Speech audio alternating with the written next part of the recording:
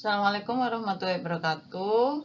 Kali ini kita melanjutkan tentang manajemen resiko. Kali ini pada part ke-7 membahas mengenai analisis dan dampak. Analisis dan evaluasi dari resiko itu sendiri. Analisis dampak dari sebuah resiko, ya, kita akan belajar mengenai ini. Jadi karena kita tidak bisa lepas dari resiko, dan resiko itu berdampak, berefek, ya, maka kita harus tahu, harus bisa memperkirakan dampaknya apa bila resiko ini kita ambil, gitu ya. Jadi kita sudah memikirkan dulu, sudah memproyeksi dulu apa-apa yang akan terjadi, gitu ya. Kata orang sih overthinking, ya, tapi menurut saya bukan overthinking di sini. Supaya kita bisa berpikir, gitu ya, supaya kita tidak menyalahkan orang lain, tidak menyalahkan keadaan juga, tapi kita juga harus mampu memproyeksi dampak dari sebuah resiko yang kita ambil, di mana kalau kita mengambil sebuah tindakan, kita juga harus mau menghadapi konsekuensinya. Sebelum kita menganalisis dampak dari sebuah resiko, kita juga harus tahu dulu, ya. Kita harus tahu dulu keinginan dan kemampuan organisasi itu sampai mana, ya. Jadi kita harus menggali informasi dulu, informasi dari pihak-pihak atau lini atas organisasi sebelum kita melangkah lebih jauh, ya. Kemudian setelah kita tahu keinginan dan kemampuan organisasi itu sampai mana dalam mengelola resiko, dalam menerima resiko, menerima atau menolak, atau kemampuannya sampai mana, bisa di bidang sumber daya manusia, juga bisa di bidang keuangan juga. Nah, baru kita mengidentifikasi dan mengklasifikasi sebuah dampak-dampak yang mungkin bisa terjadi, gitu ya. Nah, di situ ya poinnya. Setelah itu kita menentukan probabilitas. Ya, di sini maksudnya adalah probabilitas dan dampaknya itu apa? Ya, probabilitas dan dampaknya itu apa? Ya, jadi probabilitas di sini itu berapa besar sih resiko itu terjadi di perusahaan tersebut? 70% kah? 60% kah? Atau 80% kah? Gitu ya. Dan dampaknya apa terhadap proses operasional perusahaan tersebut? Nah, di situ. Kemudian setelah kita menentukan probabilitasnya, kalau dampaknya kecil ya kecil, gitu ya. Kalau probabilitasnya besar terjadi, akan sering terjadi, ya besar, gitu ya. Tapi kita kan tidak tahu ketika probabilitasnya besar tapi dampaknya kecil, nah itu bagaimana terjadinya. Itu akan kita bahas lebih lanjut nanti. Kemudian setelah itu kita sudah menentukan, maka kita harus menghitung dulu dampak finansial dan asumsi rasionalnya seperti apa. Ya, hitung dulu dampak finansialnya, berapa besar sih kerugian yang akan terjadi bila resiko ini terjadi, gitu ya. Nah, itu benar-benar nanti kita hitung, gitu ya, kemampuan finansial perusahaan dalam menangani resiko itu seberapa.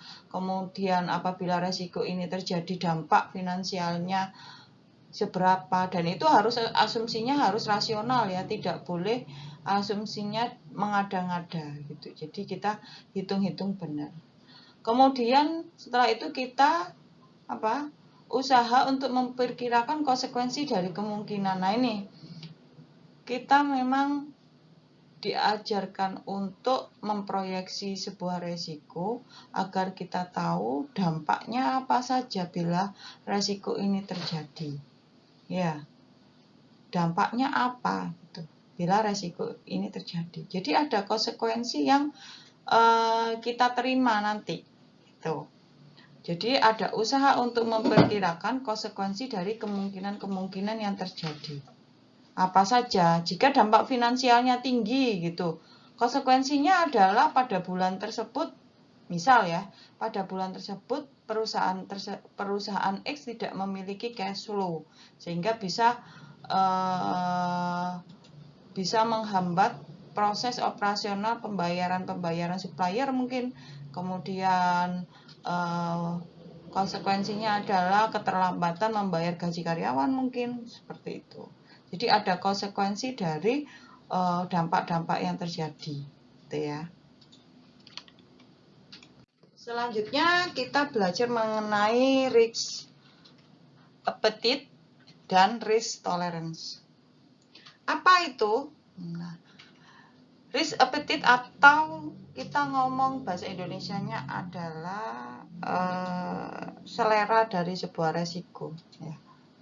Jadi kesediaan atau keengganan untuk menerima resiko. Jadi sesuai selera aja, gitu ya. Gitu. Mau bersedia untuk menerima atau tidak, gitu ya. Terhadap resiko-resiko yang mungkin akan datang di perusahaan tersebut ya, sesuai dengan proyeksi yang telah ditentukan ya, gitu. Kemudian juga didefinisikan sebagai sejumlah resiko yang bersedia diambil untuk mencapai visi dan misi perusahaan. Jadi memang resiko-resiko itu diambil untuk mencapai visi dan misi perusahaan. Ya. Karena kalau misal kita tidak mengambil sebuah resiko, ya berarti perusahaan tidak melakukan kegiatan apa-apa, gitu ya. Karena setiap proses yang terjadi atau proses yang dikerjakan itu selalu ada resikonya, gitu ya. Pasti ada resiko yang mengekor, gitu ya, mengekor di belakangnya itu ada resikonya gitu. Kalau kita tidak mau mengambil resiko tersebut ya kita ya berarti perusahaannya tidak melakukan apa-apa, gitu ya. Dan ada risk tolerance, jadi ada yang namanya risiko-resiko yang ditoleransi. Jadi resiko yang ditoleransi ini kita memetakan dampak dari sebuah resiko, apakah dampaknya berat atau ringan. Nah, di sini ya ada tingkat variasi relatif yang dapat diterima terhadap pencapaian sebuah tujuan. Jadi maksudnya di sini adalah setiap resiko memang berpotensi untuk membahayakan ya, membahayakan sasaran perusahaan untuk mencapai visi dan misi, biasanya seperti itu ya. Tapi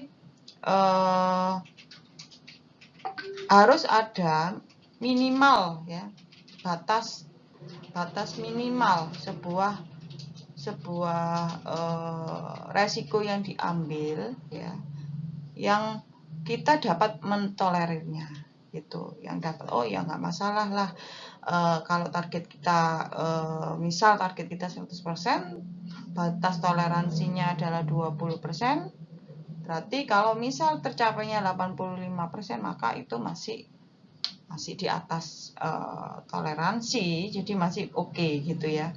Kalau dia 80%, nah itu masih wajar ya, batas toleransinya karena 20%. Kalau dia under misal 60%, nah ini kita harus butuh treatment terhadap langkah-langkah yang mau diambil gitu. Dan siapa yang sebenarnya menentukan atau memformulasikan atau menetapkan risk appetite sama risk tolerance ini, yaitu dewan direksi. Jadi yang menentukan ini adalah dewan direksi, bukan lini 2 atau lini 3 ya, tapi dewan direksinya gitu. Lanjut ya, ini contoh risk appetite dan risk tolerance. Contohnya pertama ini ada PT Indo memiliki target pendapatan 200M di tahun 2014.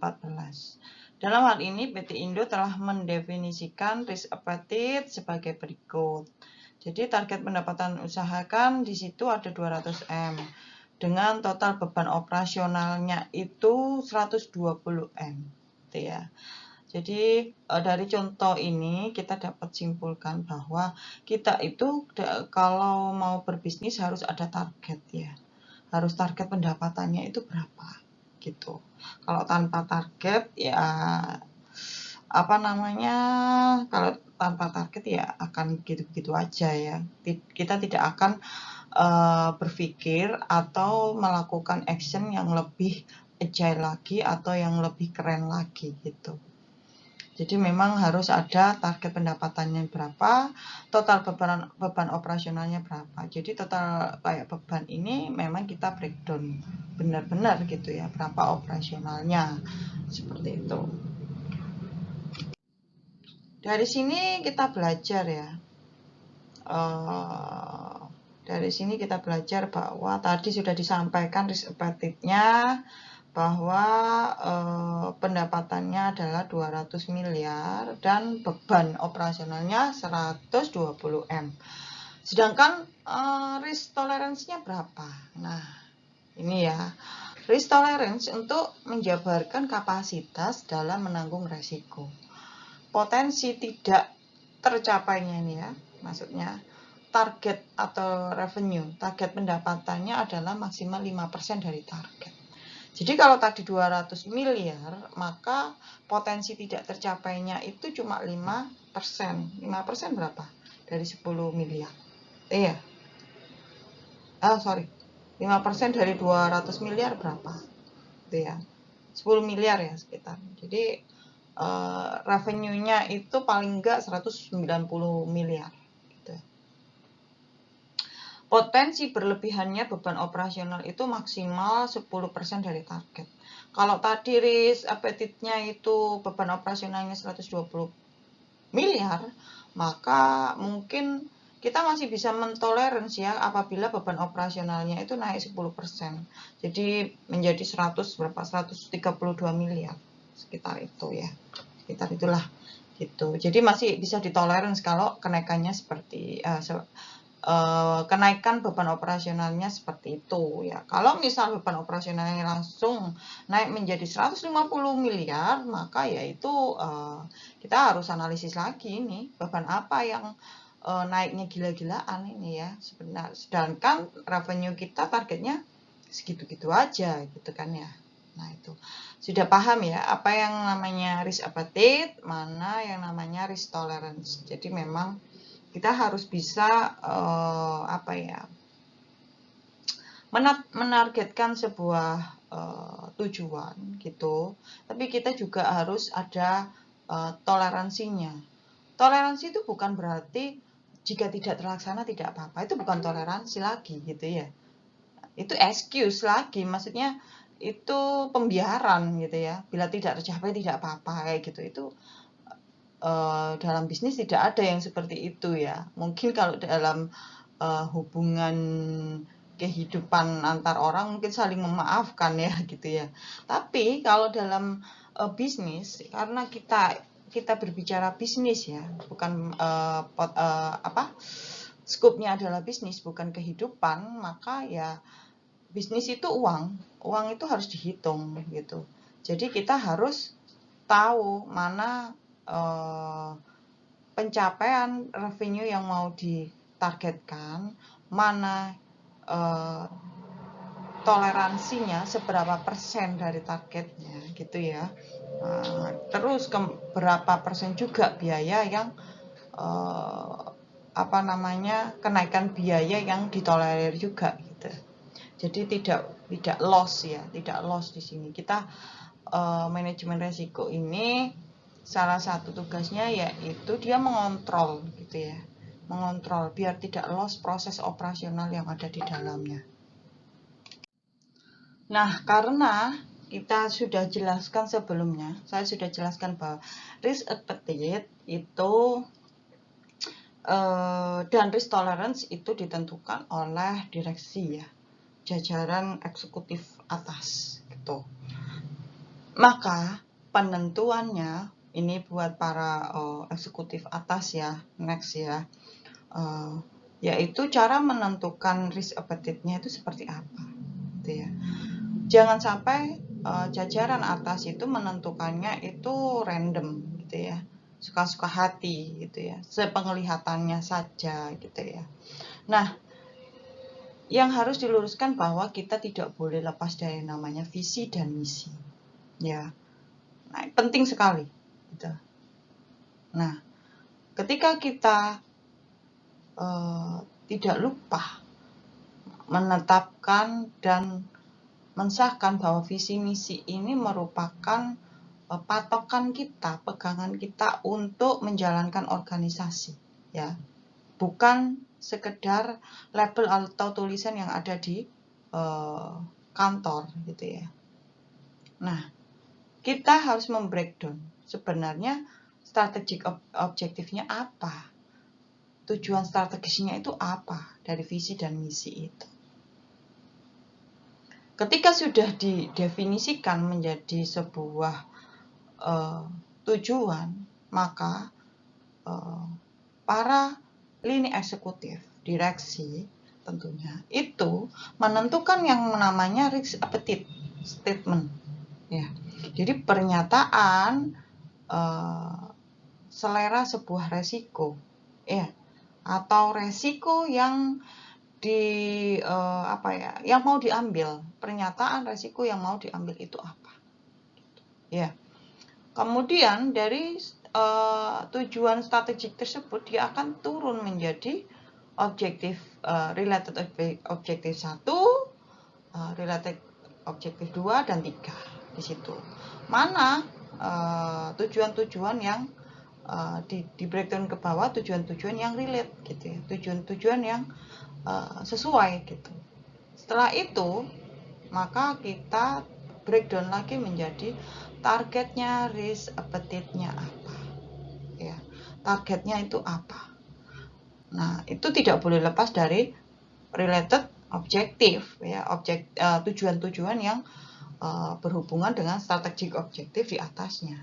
Setelah targetnya sudah kita tentukan seperti pendapatan revenue ya, revenue, kemudian tentang cash flow atau cash in mungkin, atau biaya kayak gitu-gitu, maka kita harus memberikan risk tolerance. Risk tolerance-nya yang sudah kita jelaskan tadi. Jadi ini ya cara penentuan risk appetite sehingga turun menjadi risk tolerance. Nah, ada beberapa kategori ya batasan toleransi ya resiko, BTR, batasan toleransi resiko. Misal ini ya, kita waktu kita menempatkan diri di lingkungan, misal ya, ketika ada orang gitu ya, ada orang berjalan di depan kita tidak nyun sewu gitu, kita masih toleransi ya.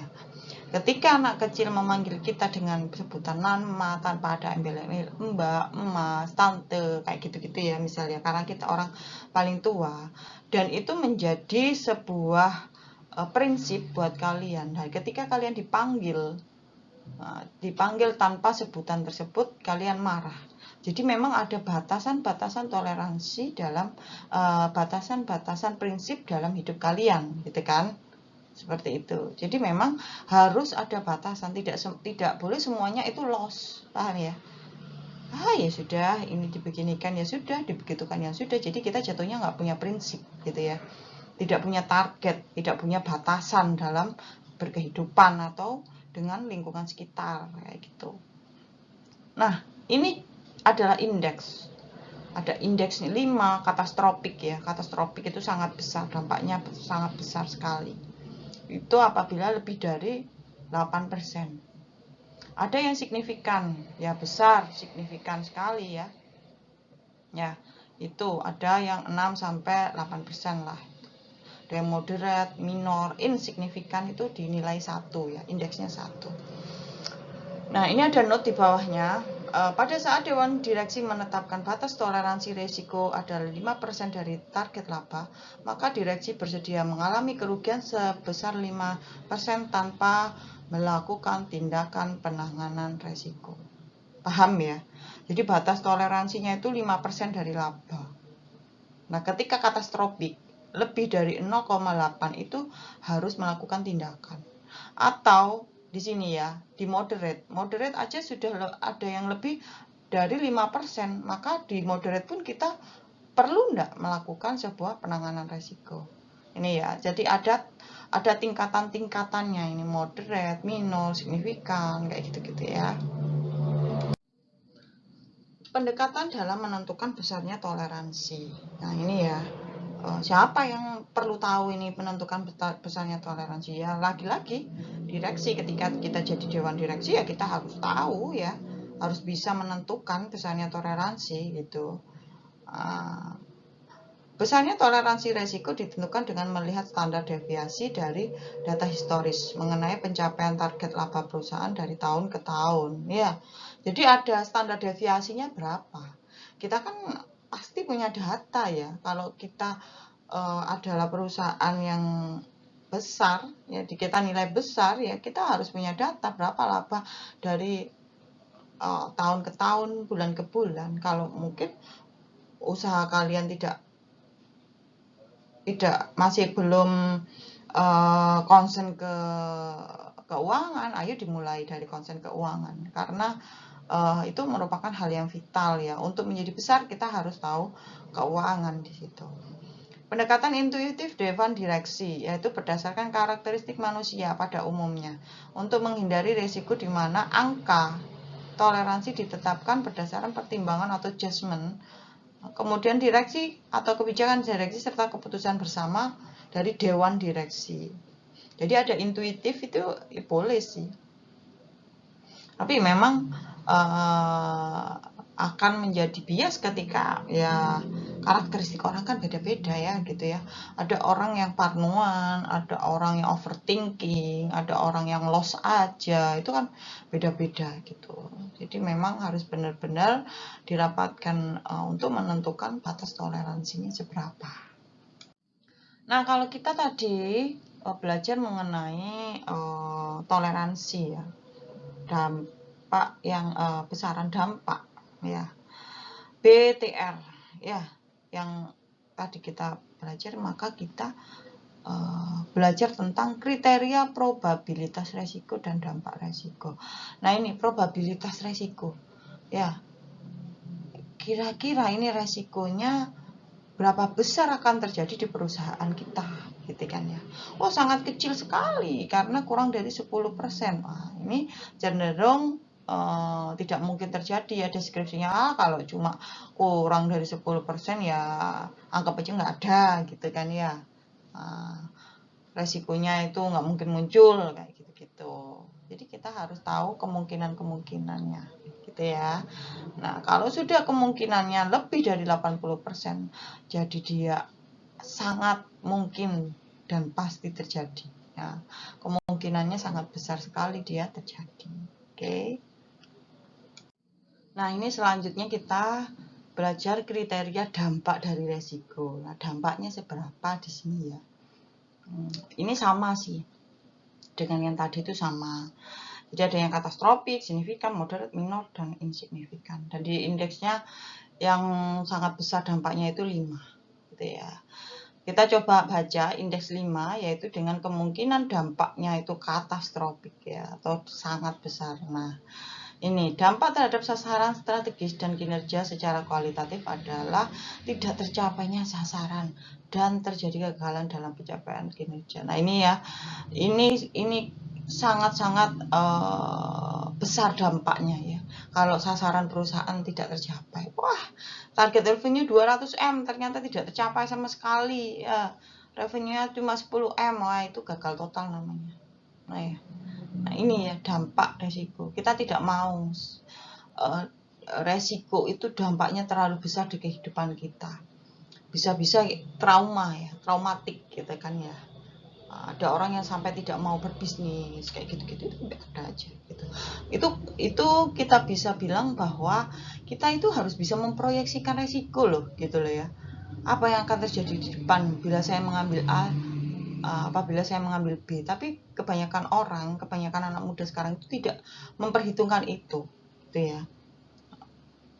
Mungkin anak muda zaman sekarang yang mengikuti mata kuliah atau pembelajaran ini, kita ngomong pembelajaran aja, diharapkan mampu untuk mengukur ya, atau memproyeksikan resiko ke depannya seperti apa gitu ya. Gitu. Karena generasi-generasi yang sekarang ini nanti akan menjadi pemimpin-pemimpin juga, entah minimal pemimpin di rumah tangga, seorang ibu dan seorang ayah nanti juga akan menjadi pemimpin gitu ya di ranah keluarga, dan keduanya ini memiliki peran di mana anak-anak akan bergantung kepada ayah dan ibu ini. Bayangkan kalau ayah dan ibu ini tidak bisa memproyeksi masa depan 10 tahun ke depan, bagaimana anak-anak saya, bagaimana kehidupan yang akan terjadi 10 tahun lagi, 15 tahun lagi. Dan kita sebagai orang tua tidak bisa mempersiapkan mereka dengan baik.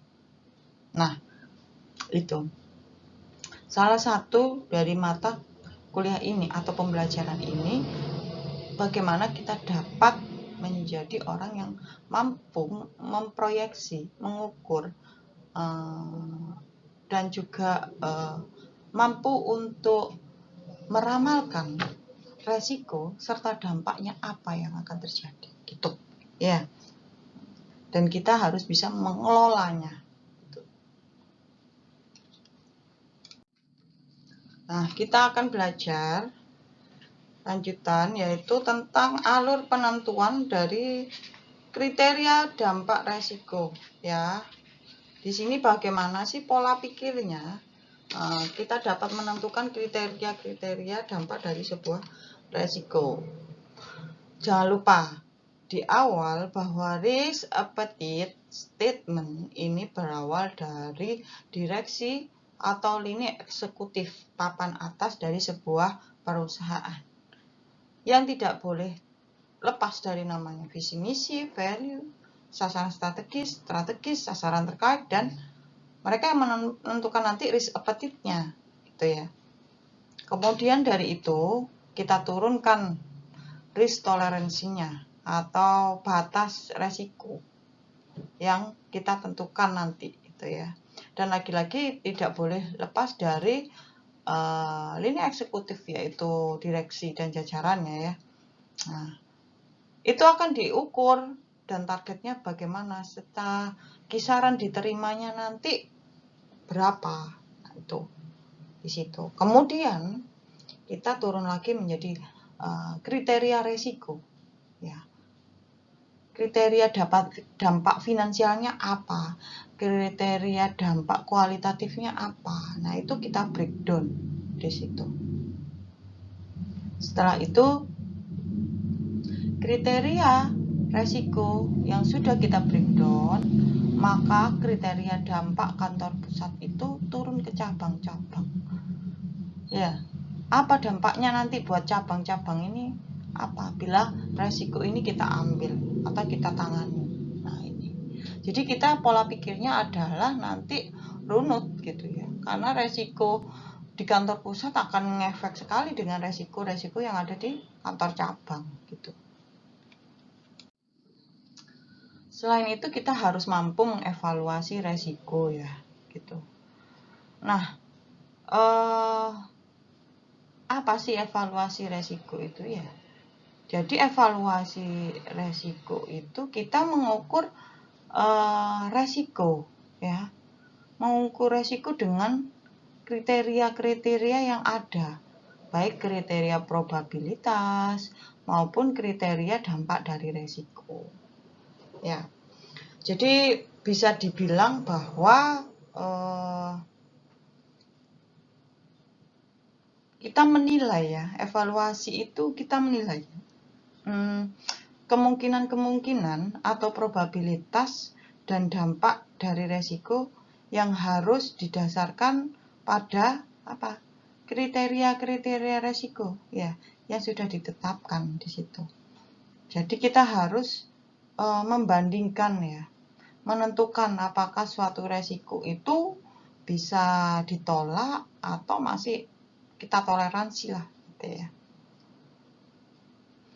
Kemudian dari situ analisis sebuah resiko.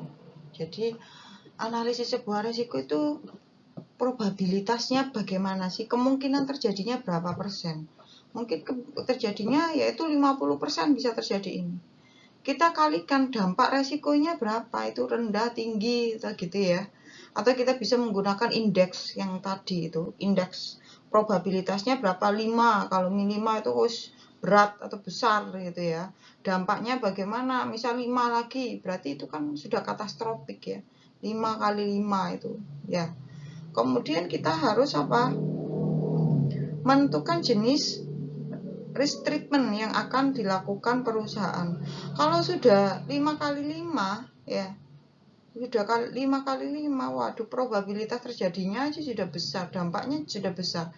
Maka resiko itu harus ditreatment seperti apa? Nah itu.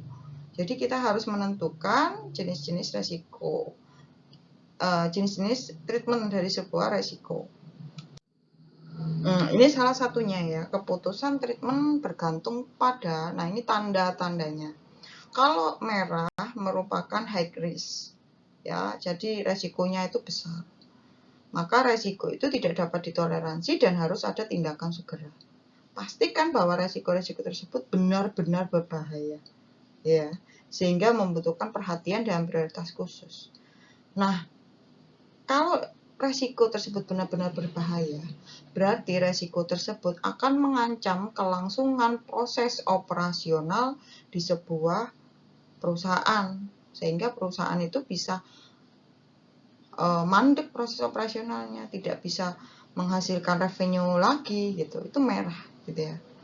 Dan ada kuning yang namanya medium dan hijau adalah low. Coba kita akan belajar setelah ini mengenai warna-warna ini. Warna-warna untuk keputusan, menentukan keputusan sebuah treatment risiko.